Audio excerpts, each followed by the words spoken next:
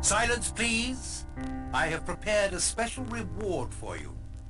The original ending to our little story is somewhat different than the one you have just experienced.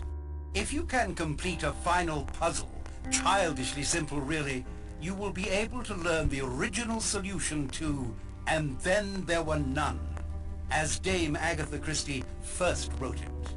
Interested? Then your first step is to make your way to the dining room for a final treat.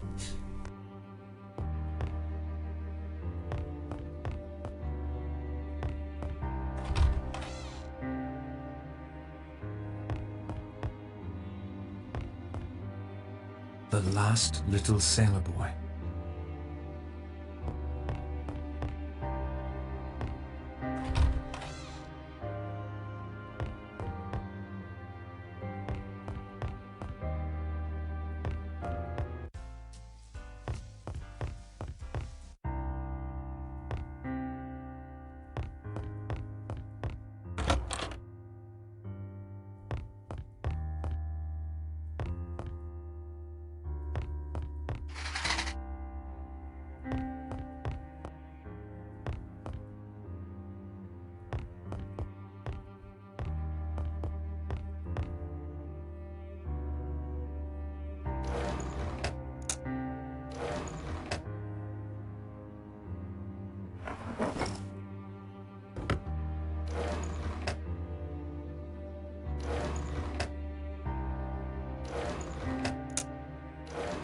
The film has been spooled. From my earliest youth, I realized that my nature was a mass of contradictions. I have an incurably romantic imagination, and it was for this reason that I adopted a rather childish and unreliable approach, writing my confession, enclosing it in a bottle, and casting it into the waves. There is 100 to 1 chance that this confession may be found, and then a hitherto unsolved murder mystery will be explained. Another trait born of my contradictory nature is my sadistic delight in causing death. From an early age, I knew very strongly the lust to kill. And yet, I was also indoctrinated with a strong sense of justice. I have always felt that the innocent should be spared and the guilty punished. With this mental makeup, it was inevitable that I would adopt the law as my profession. After ascending to the bench, I found that most of my baser desires were quenched in a legal and just way. And yet of late, I have felt a nagging urge, one that will not free me from its insistent grip. That is the urge to commit a murder myself. I fancied myself an artist in crime, and my imagination waxed secretly to this colossal force. However, I was restrained by my innate sense of justice. The innocent must not suffer. And then quite suddenly, the solution came to me. I would punish those that the law could not touch. In my years on the bench, there were many cases that frustrated my will, cases wherein I knew the accused to be guilty, and yet the evidence was such that he could never be convicted. Cases of deliberate murder that were quite untouchable within the confines of the law. So I determined to commit not just one murder, but murder on a grand scale. A childish rhyme of my infancy came back to me, the rhyme of the 10 little sailor boys. Something about it fascinated me, the inexorable diminishment, the sense of inevitability. And so I began, secretly, to collect victims. I will not go into detail about how this was accomplished. Suffice to say, I was convinced of the guilt of every one of my victims, and I knew enough about them via my connections to be able to lure each one to Shipwreck Island with an appropriate bait. And now to the mechanics of the actual crime. In what I took as a sign, none of my plans misfired, and all of my guests arrived at Shipwreck Island on the 8th of August.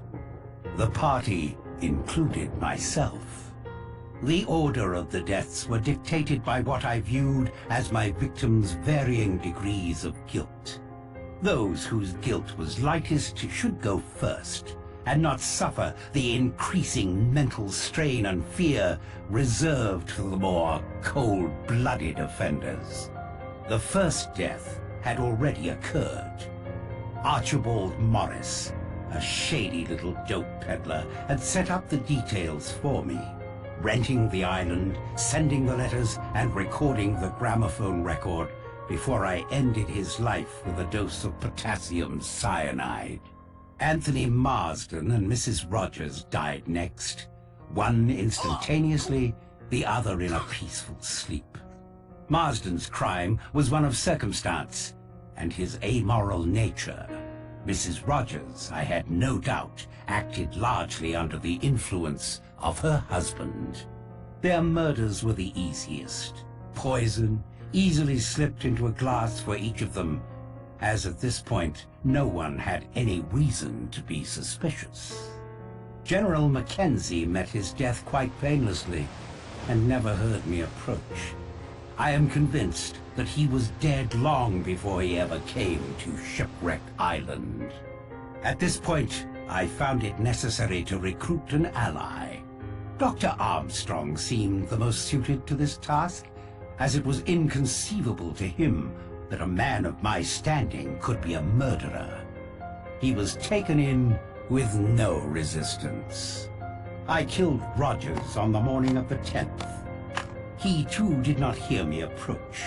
During the chaos arising from finding his body, I slipped into Lombard's room and abstracted his revolver.